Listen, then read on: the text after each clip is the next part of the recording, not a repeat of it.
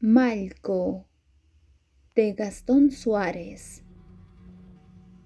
La vida seguía su curso, pero el Malco ya no era el mismo. Un extraño e indefinible malestar había comenzado nuevamente a atormentar su ánimo, como si la muerte de Bronco le hubiera hecho columbrar en medio de la complejidad de sus sensaciones y, pese a ser criatura elemental, la precariedad de su propia existencia. La desazón que le agobiaba fue cambiando su naturaleza pacífica, benevolente. Irritable, huraño, trataba sin embargo de llevarse bien con sus compañeros, a los que cooperaba con toda dedicación en la búsqueda de alimento. Y a pesar de no compartir su salvaje alegría al satisfacer su voraz apetito, se sentía solidario con ellos. Pero la tensión en la que vivía hizo crisis una tarde, cuando el tuerto, que no perdía oportunidad de demostrarle su aversión, intentó arrebatarle el trozo de carne destinado a Naira. Entonces su reacción fue terrible. Entre furiosos aletazos y picotazos y saltos con las garras abiertas, los dos cóndores se enzarzaron en una pelea que acalló y paralizó a las demás aves. Aunque fue una riña rápida y sin consecuencias, el Malco sintió crecer su desasosiego por el odio de su congénere, por el odio jamás sentido a seres de otra especie. Desde ese día, posado en el vértice de una montaña cercana, se posaba horas, solitario y meditabundo, escudriñando la lejanía con obsesiva fijeza, como queriendo captar secretos consolantes para su angustia. Hasta que una mañana, el sol, su vitalidad, su sangre ardiente, la vida, intempestivamente le hicieron levantar el vuelo.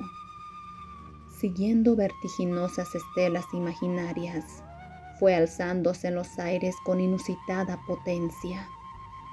Sin plan preconcebido, sin otra necesidad que la de gastar sus energías, dejándose llevar por las fuertes corrientes de aire, pronto se convirtió en un punto oscuro en la azul inmensidad del cielo. La altitud y el ímpetu de su desplazamiento, la liviandad de su respiración, el suave pulsar de sus venas y arterias, fueron transmutando su congoja en un deseo poderoso y irrefrenable de abarcar infinitas distancias, extremando la distensión de sus patas hasta formar un solo plano con la cola, lo que hacía resaltar la quilla de su pecho. Vibrátiles las plumas remeras y susurrantes las coberteras menores, se recostó sobre el ala izquierda y enfiló hacia el sur, con una leve inclinación hacia el oriente. Abajo, las agrestes serranías, cambiantes de formas y colores, parecían atropellarse contra las moles tormentosas de los nevados andinos. El tuni condoriri, cóndor petrificado a punto de alzar el vuelo, misterio cosmológico revelado quizás solo a seres como el Malco, le hizo dar 2 vueltas reverenciales. Luego siguió, y sin cambiar el rumbo que había tomado, pasó a considerable distancia por un costado del Huayna Potosí. Después el frígido corredor de aire en el que se movía lo llevó en poco tiempo a ganar una zona geológica cuya caprichosa conformación dejó de pronto al descubierto y enclavado en una profunda hondonada, algo que jamás había visto. La obra del hombre, en contraste con la salvaje y serena grandiosidad de la naturaleza, se estremecía en el fondo del valle como una fabulosa criatura ansiosa de ganar espacio para su cuerpo informe. El ánimo del cóndor fue sacudido de golpe por contrastantes sensaciones.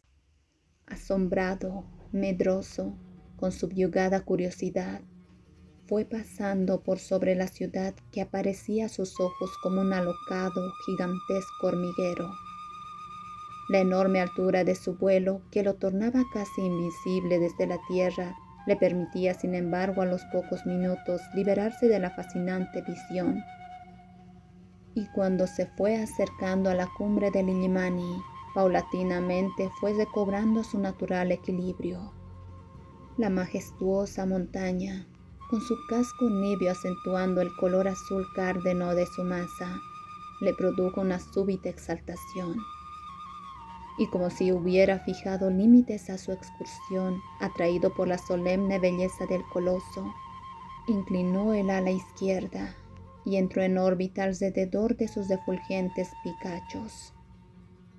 Las soberbias, extrañas, maravillosas combinaciones de nieve y granito, las argentadas serpentinas de los deshielos, el verde claro, el verde oscuro, el verde tranquilo de los valles profundos, impresionaron vivamente el ánimo del cóndor, que después de planear arrobado durante media hora, se lanzó raudo por encima de las vegas yungueñas en dirección noroeste. Algunos mineros de la mina Bolsa Negra desde las faldas de Mururata lo vieron pasar como presagio de buena suerte. El sol comenzaba a declinar cuando el Maico llegó a su morada, asentando sonoramente junto a la cueva. Luego de intercambiar suaves silbidos de afecto con Naira, estiró las alas y una pata, y así se quedó por un buen rato relajando los músculos. Se sentía íntimamente satisfecho, tal si su vida hubiera cobrado un nuevo sentido por haber descubierto que era capaz de volar a velocidades y alturas desacostumbradas, y que dependía solo de su voluntad el conocer otros mundos, otros seres. Esa noche, por primera vez desde la muerte de Bronco, pudo descansar aliviadamente del raro malestar que torturaba su ánimo. Los tres hombres se turnaban con los prismáticos y ninguno podía contener su alborozo. Era evidente. Habían ubicado un enorme rebaño de vicuñas que nunca les fue dado imaginar. Agazapados sobre una colina llena de pedregones y en dirección contraria a la brisa, se solazaron por un buen rato con el espectáculo. Después, refocilantes haciendo animosos comentarios, rápidamente se pusieron de acuerdo. Darían un gran rodeo y se dividirían las acciones para cobrar con seguridad el mayor número de presas. Los animales pastaban confiados en un vasto espacio abierto a la entrada de un cañadón. Un macho adulto corpulento oficiaba de vigía desde una pequeña loma. La conformación del terreno favorecía el plan de los cazadores que luego de aprestar armas y municiones, montaron en el jeep y se pusieron en marcha. Por un costado y a varios kilómetros del hato, el vehículo avanzaba penosamente sobre la tierra áspera y pedregosa. El sol del mediodía caía a plomo. Uno de los hombres vio pasar una sombra y levantó la cabeza, pero un brusco barquinazo llevó su atención nuevamente hacia adelante. El Maico, que había llegado a esa zona de los Lipes, movido por su afán de descubrir lo que había más allá de sus dominios, planeaba a gran altura, descubriendo despaciosos círculos.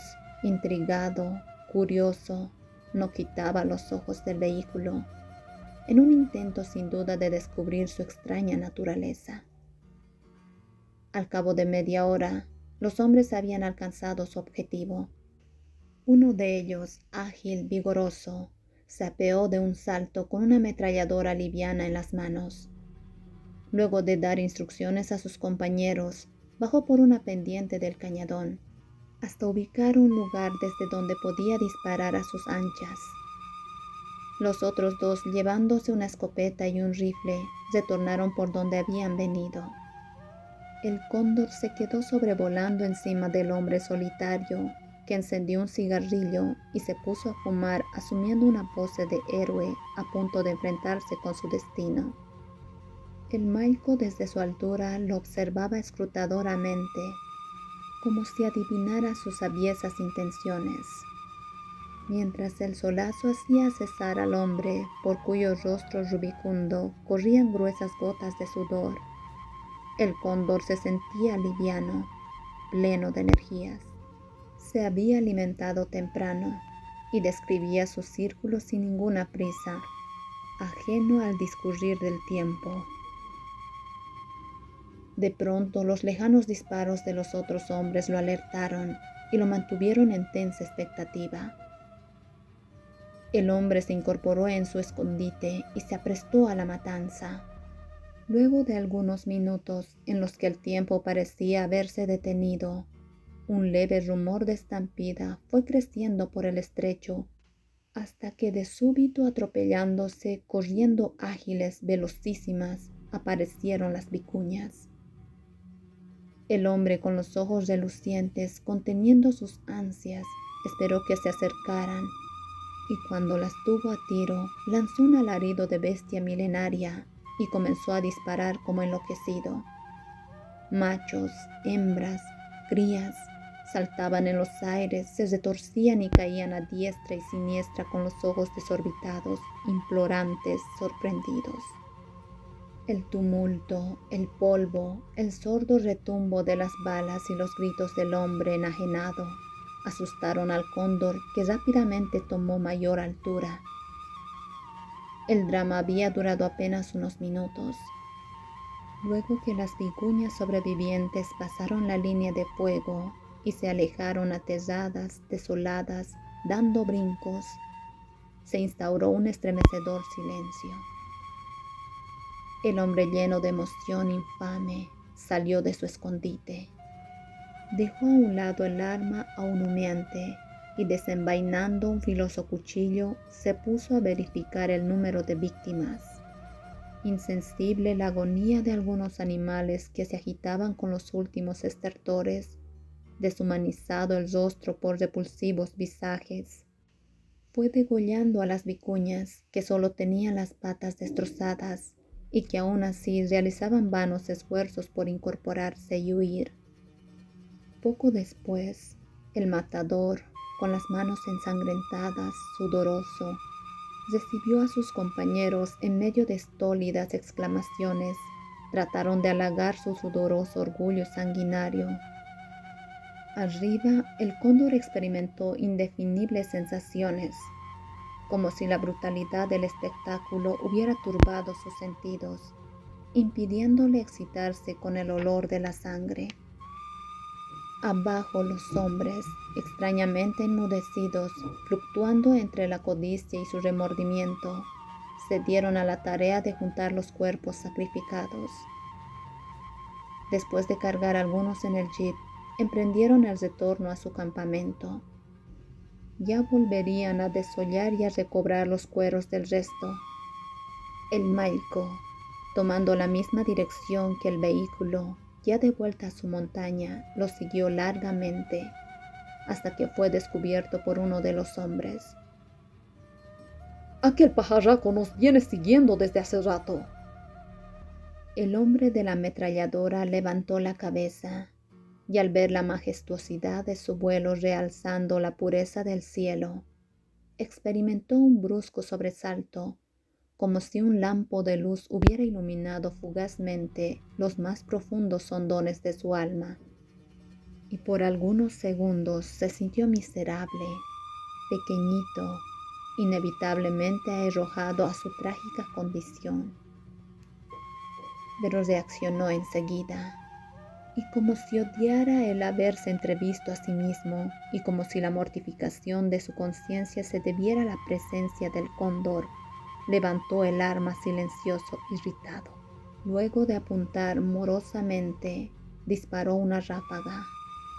El Mailco se balanceó en los aires, sacudió las alas, se inclinó a la derecha y, acelerando la velocidad con un semipicado, se alejó del peligro.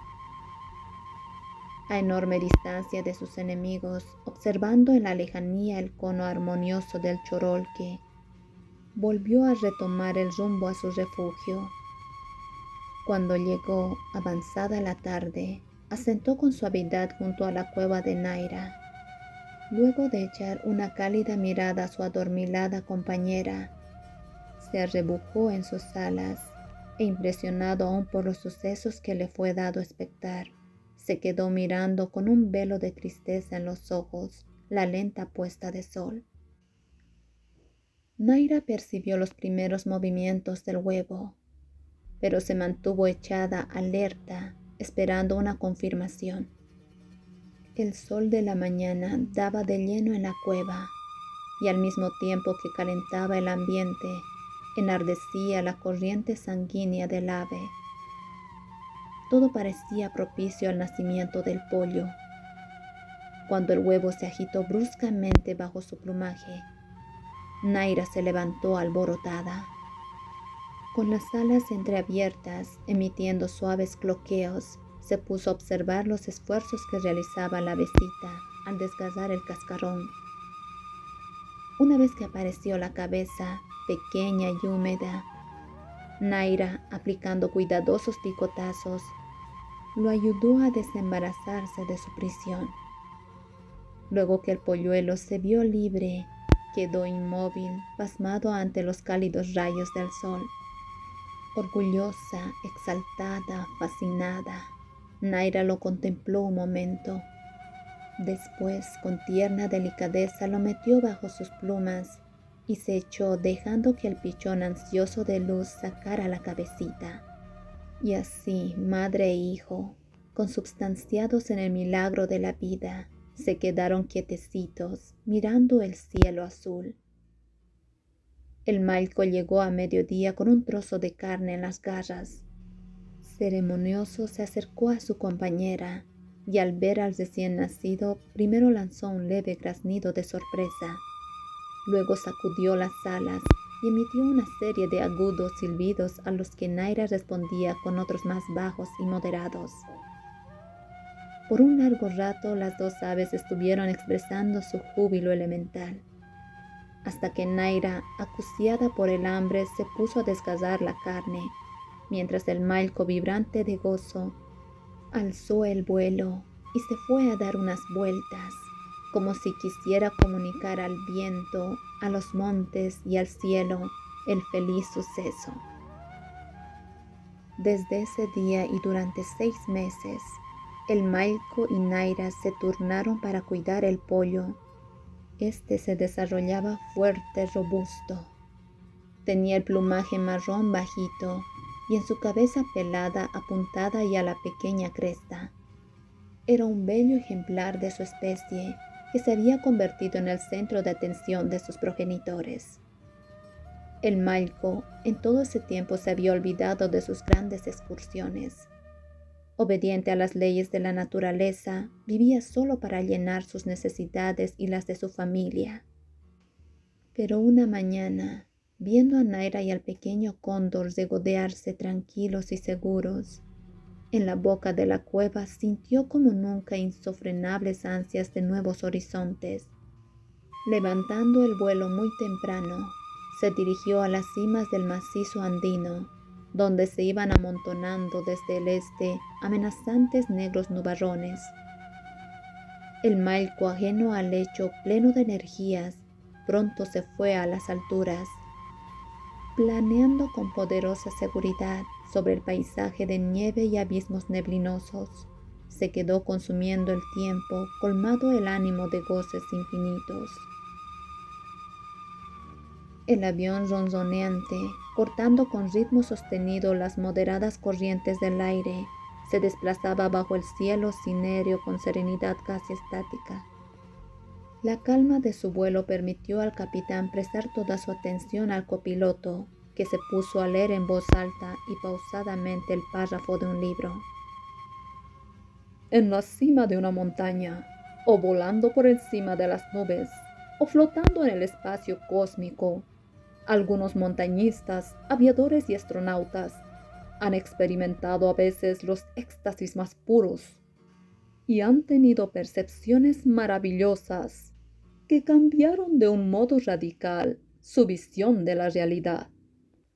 Algunos de estos hombres, no todos, al llevar sus cuerpos físicos a grandes alturas, se sintieron liberados de lastres pasionales y aligerados de deseos.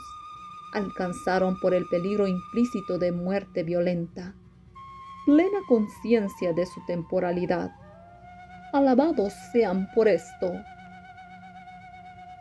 El copiloto se detuvo en seco. A pesar del bronco rugido de los motores, había percibido un ruido extraño bajo el fuselaje, pero no alcanzó a decir nada, porque un brusco sacudón de la nave puso a los dos aviadores en tensa expectativa. Habían entrado en una zona tempestuosa de la atmósfera, con fuertes corrientes aéreas y escasa visibilidad. Viniendo desde las tierras bajas del Beni, con su carga de 5.000 kilómetros de carne vacuna, habían tenido hasta entonces un vuelo tranquilo. Pero estando a punto de tramontar la cordillera de los Andes, el avión empezó a cabecear, a pendular, a crujir, haciendo aflorar sombrías inquietudes en el rostro de los dos hombres que se miraron en silencio, planteándose graves interrogantes. No obstante, la peligrosa circunstancia, aferrados a la esperanza, ambos parecían dispuestos a no dejarse llevar por el terror, cuyos dedos ya pulsaban ominosamente el cordaje de sus nervios.